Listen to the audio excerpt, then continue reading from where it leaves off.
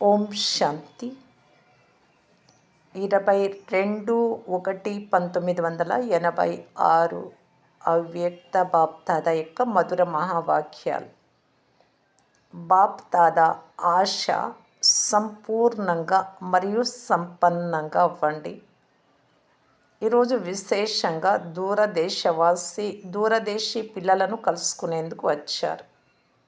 ఇంత దూరం నుండి కలుసుకునేందుకు వచ్చారు. ఇంత దూరం నుండి ఏ తపనతో వస్తారు? బాప్దాదాకు పిల్లల తపన గురించి తెలుసు. ఒకవైపు మనస్సుతో మిలనం యొక్క తపన ఉంది, బాబాను కలవాలి అని మనస్సు ద్వారా. రెండవ వైపు తండ్రిని కలుసుకునేందుకు ధైర్యంగా కూడా ఉన్నారు. కావున ఆ ధైర్యానికి ఫలితాన్ని విశేషమైన రూపంలో ఇచ్చేందుకు తండ్రి వచ్చారు పరంధామం నుండి.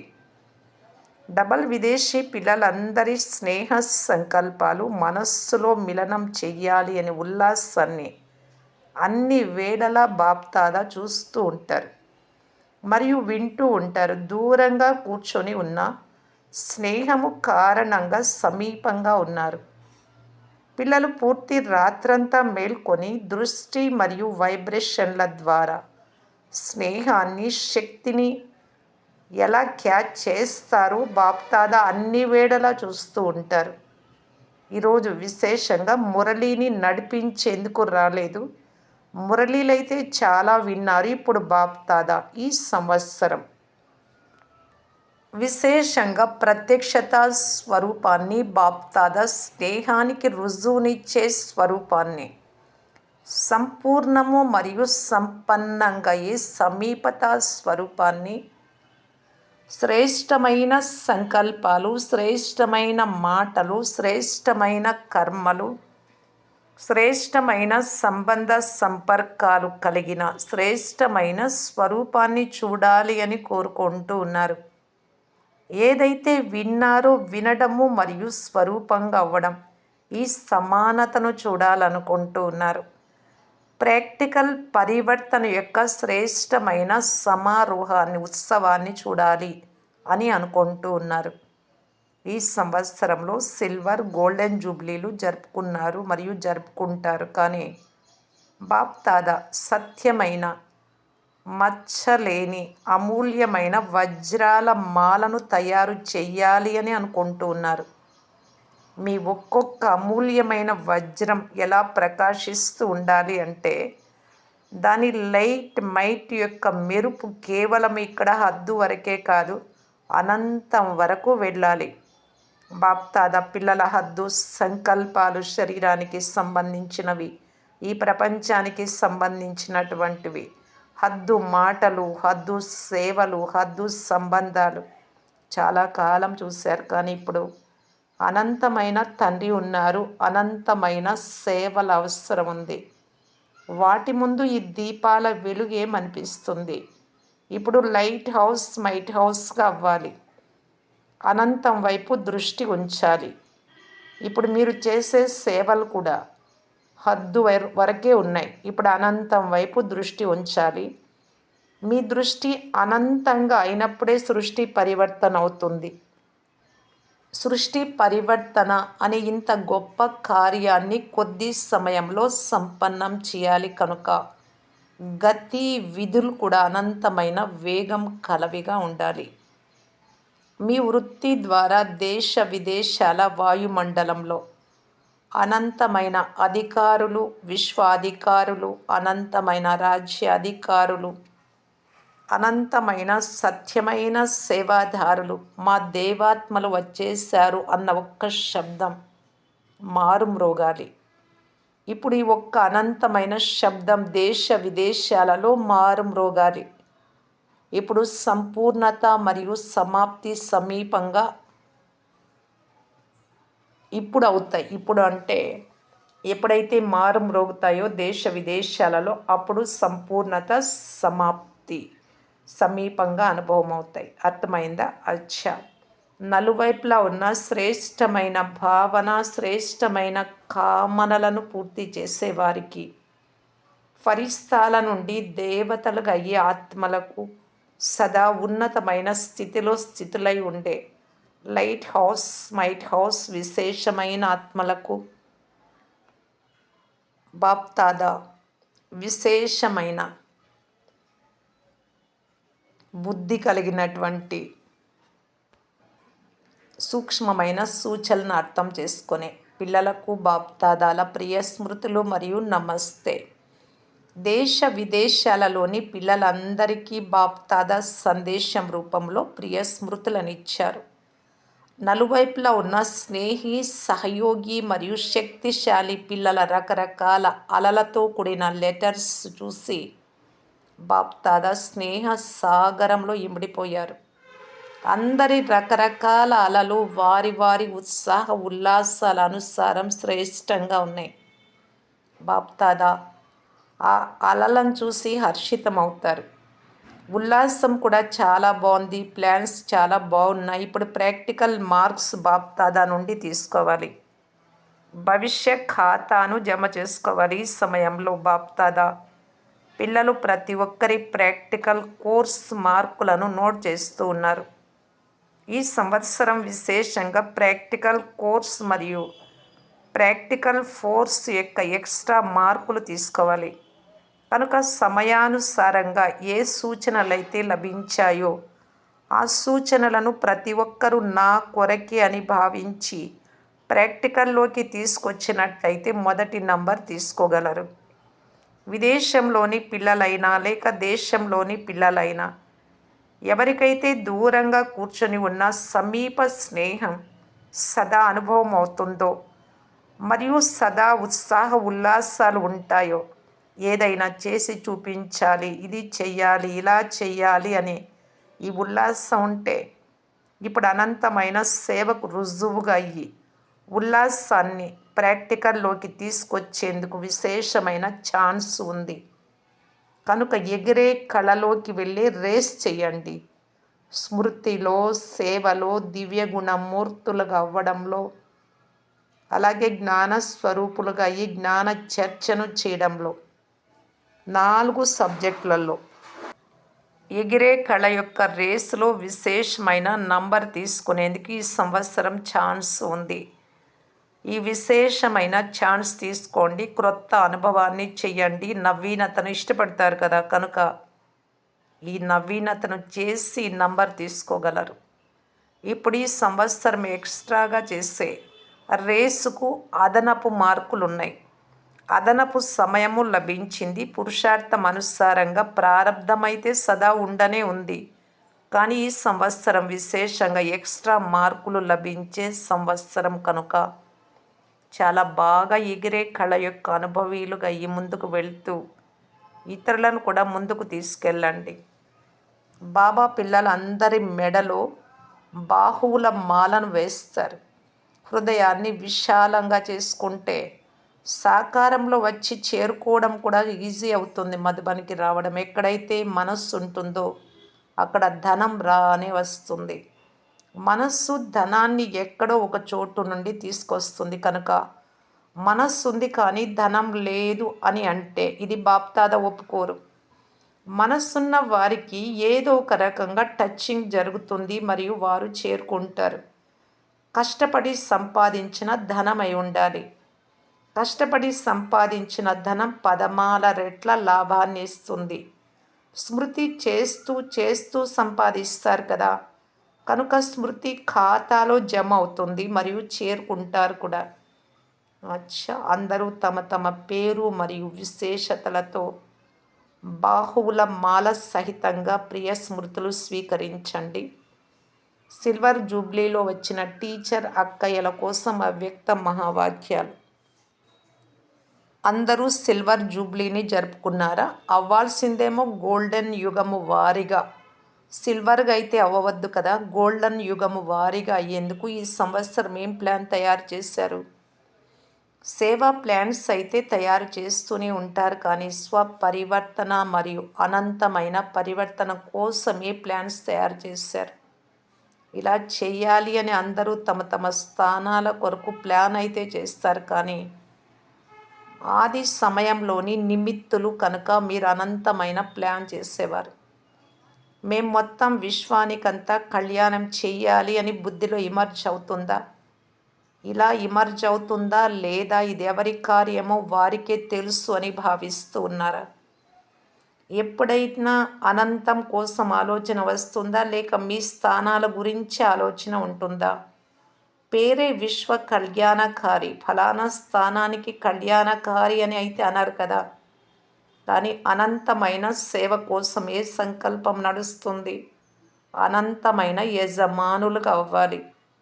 రాష్ట్రానికి యజమానులుగా అయితే అవ్వద్దు. ఎప్పుడైతే సేవాధారి నిమిత్తాత్మలలో ఈ అల ఉత్పన్నమవుతుందో అప్పుడు ఆ అల ఇతరులలో కూడా ఉత్పన్నమవుతుంది. ఒకవేళ మీలో ఈ అల లేకపోతే ఇతరులలో కూడా రాజాలదు. కనుక సదా స్వయాన్ని అనంతమైన అధికారిగా భావించి అనంతమైన ప్లాన్స్ తయారు చేయండి.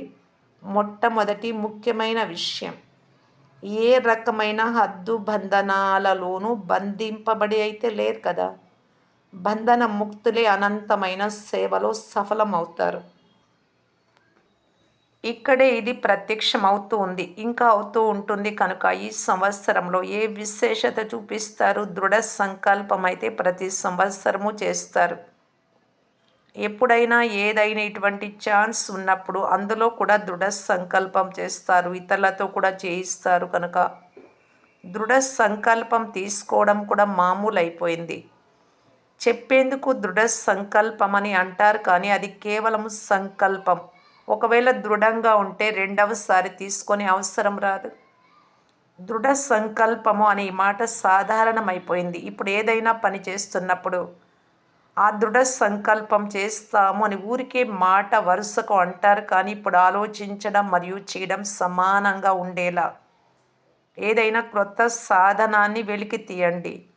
ప్లాన్ మరియు ప్రాక్టికల్ రెండు కలిసి ఉండాలి. ప్లాన్స్ అయితే చాలా బాగున్నాయి, కానీ ప్రాక్టికల్లో సమస్యలు కూడా వస్తాయి, శ్రమ కూడా అనిపిస్తుంది, ఎదుర్కోవాల్సి కూడా వస్తుంది. ఇవన్నీ జరుగుతూనే ఉంటాయి. కానీ లక్ష్యం ఉన్నప్పుడు ప్రాక్టికల్లో సదా ముందుకు వెళ్తూ ఉంటారు.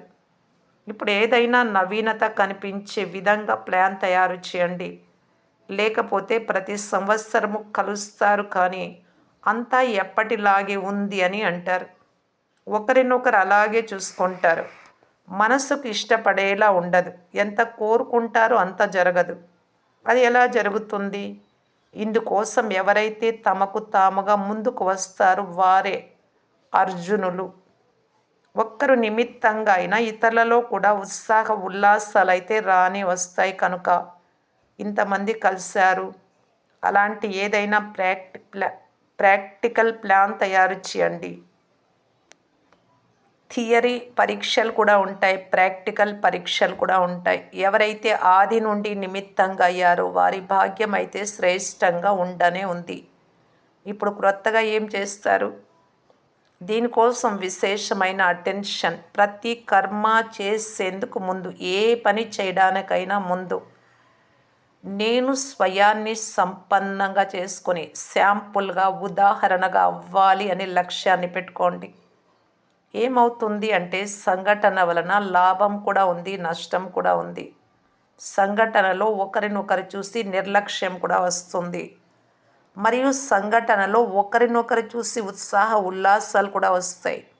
రెండూ జరుగుతాయి. కనుక సంఘటనను నిర్లక్ష్యంతో చూడవద్దు. ఇప్పుడు ఇదొక పద్ధతి అయిపోయింది.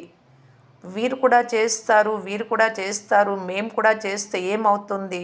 ఇలా నడుస్తూనే ఉంటుంది. కనుక సంఘటనలో ఈ నిర్లక్ష్యం వలన నష్టం జరుగుతుంది. సంఘటనలో శ్రేష్టంగా అయ్యేందుకు సహయోగం తీసుకోవడం వేరే విషయం. ఒకవేళ నేను చెయ్యాలి, నేను చేసి ఇతరులతో చేయించాలి అనే లక్ష్యం ఉన్నట్లయితే అప్పుడు మీరు చెయ్యాలన్నా ఇతరులతో చేయించాలన్నా ఉత్సాహ ఉల్లాసాలు ఉంటాయి. మరియు పదే పదే లక్ష్యాన్ని ఇమర్జు చేయాలి, ప్రత్యక్షంగా తీసుకురావాలి. ఒకవేళ కేవలం లక్ష్యం ఉంచుకున్నా కూడా అది మర్జ్ అయిపోతుంది, గుప్తం అయిపోతుంది, ప్రాక్టికల్లో జరగదు. కనుక లక్ష్యాన్ని ఎప్పటికప్పుడు ఇమర్జు చేయండి. లక్ష్యాన్ని ఏది లక్ష్యం ఉంచుకున్నారో లక్షణాలను కూడా పదే పదే కలుపుకుంటూ వెళ్ళండి. అప్పుడు శక్తిశాలిగా అవుతారు, లేకుంటే సాధారణమైపోతారు. ఇప్పుడు ఈ సంవత్సరం ప్రతి ఒక్కరూ మేము సింపుల్ మరియు శాంపుల్గా అవ్వాలి అని భావించండి. ఈ సేవా ప్రవృత్తి వృద్ధినైతే పొందుతూ ఉంటుంది, కానీ ఈ ప్రవృత్తి ఉన్నతిలో విఘ్న రూపంగా అవ్వకూడదు. ఒకవేళ ఉన్నతిలో విఘ్న రూపంగా అయితే దానిని సేవ అని అనరాచ్చా. చాలా పెద్ద గుంపుగానే ఉన్నారు. ఇంత చిన్న ఆటం బాంబు కూడా అద్భుతం చేసి చూపిస్తున్నప్పుడు ఇంతమంది ఆత్మిక బాంబులు ఏం చేయలేరు? స్టేజ్ పైకి వచ్చేవారు మీరే కదా. గోల్డెన్ జూబ్లీ వారైతే బ్యాక్ బోన్గా అయ్యారు. ప్రాక్టికల్గా స్టేజ్ పైకి వచ్చేవారు మీరే. ఎలాగైతే గోల్డెన్ జూబ్లీకి నిమిత్తమైన ఆత్మల స్నేహ సంఘటన కనిపిస్తుంది, మరియు ఆ స్నేహ సంఘటన సేవలో వృద్ధి మరియు సేవలో సఫలత యొక్క ప్రత్యక్ష ఫలితాన్ని చూపించింది. అలా ఏదైనా చేసి చూపించండి. ఇలా కోట రూపంలో ఉండే సంఘటనను తయారు చేయండి. ఎలాగైతే గోల్డెన్ జూబ్లీకి నిమిత్తమైన దీదీలు దాదీలు స్నేహము మరియు సంఘటన శక్తికి ప్రత్యక్ష ఫలాన్ని చూపించారో అలా మీరు కూడా ప్రత్యక్ష ఫలాన్ని చూపించండి. కనుక ఒకరికొకరు సమీపంగా రావాలి అంటే సమానంగా అవ్వాల్సి వస్తుంది. సంస్కారాలైతే రకరకాలుగా ఉన్నాయి, ఉంటాయి కూడా. ఇప్పుడు జగదంబను చూడండి, బ్రహ్మను చూడండి, సంస్కారాలు భిన్నంగానే ఉండేవి. ఇప్పుడు ఎవరైతే నిమిత్తమైన దీదీలు దాదీలు ఉన్నారో వారి సంస్కారాలు కూడా ఒకే విధంగా అయితే లేవు, కానీ సంస్కారాలను కలుపుకొని వెళ్ళడం ఇది స్నేహానికి రుజువు. సంస్కారాలు కలిస్తే సంఘటన జరుగుతుంది అని అనుకోకండి.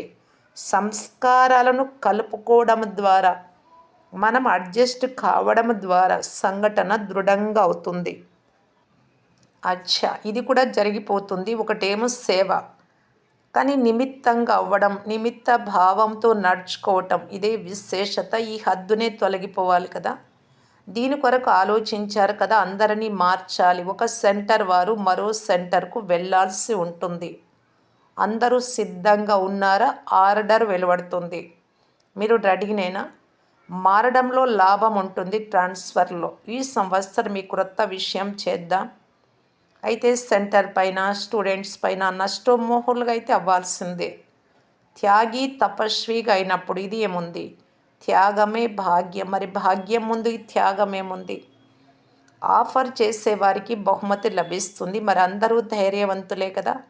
మార్పు అంటే మార్పు ఎవరినైనా చేయవచ్చు. ధైర్యం ఉంటే ఇదేమంత పెద్ద విషయం. సరే, అయితే ఈ సంవత్సరం ఈ నవీనత చేద్దాము, ఇష్టమే కదా. ఎవరైతే ఎవరెడీ పాఠాన్ని ఆది నుండి చదివారో వారిలో ఈ శక్తి కూడా లోపల నిండి ఉంటుంది. ఏ ఆజ్ఞనైనా పాలన చేసే శక్తి స్వతహాగానే లభిస్తుంది. కనుక సదా ఆజ్ఞాకారిగా అయ్యేందుకు శక్తి లభించి ఉంది. అచ్చా, సదా శ్రేష్టమైన భాగ్యం ఉంది. భాగ్యం కారణంగా సహాయం కూడా ప్రాప్తి అవుతూనే ఉంటుంది. అర్థమైందా? సేవ వర్తమానాన్ని మరియు భవిష్యత్తును రెండింటినీ శ్రేష్టంగా చేస్తుంది. సేవా బలము తక్కువేమీ కాదు. సేవాధారీలతో చెప్తున్నారు బాబా. స్మృతి మరియు సేవ రెండింటిలో బ్యాలెన్స్ ఉంటే సేవ ఉన్నతిని అనుభవం చేయిస్తుంది. స్మృతిలో ఉంటూ సేవ చేయడం సహజమైపోవాలి. బ్రాహ్మణ జీవితం యొక్క నేచర్ ఏంటి? స్మృతిలో ఉండడం. బ్రాహ్మణ జన్మ తీసుకోవడం అనగా స్మృతి అనే బంధనమును కట్టుకోవడం. ఎలాగైతే ఆ బ్రాహ్మణులు ఏదో ఒక గుర్తును కట్టుకుంటూ ఉంటారు, ఒక దారం, అలా ఈ బ్రాహ్మణ జీవితానికి గుర్తు స్మృతి. స్మృతిలో అంటే తలంపులో ఉండడం సహజమైపోవాలి. కనుక స్మృతి వేరుగా చేశాను, సేవ వేరుగా చేశాను. స్మృతి కోసం కొద్దిసేపు కూర్చున్నాను, అప్పుడు సేవ లేదు. సేవ చేసేటప్పుడు యోగం లేదు. ఇలా కాదు, రెండు కలిసి ఉండాలి. స్మృతి వేరుగా సేవ వేరుగా చేసేంత సమయం ఎక్కడుంది? కనుక స్మృతి మరియు సేవ సదా కలిసే ఉండాలి. దీని ద్వారానే అనుభవీలుగా కూడా అవుతారు, సఫలతను కూడా ప్రాప్తి చేసుకుంటారు. అచ్చా, ఓం శాంతి.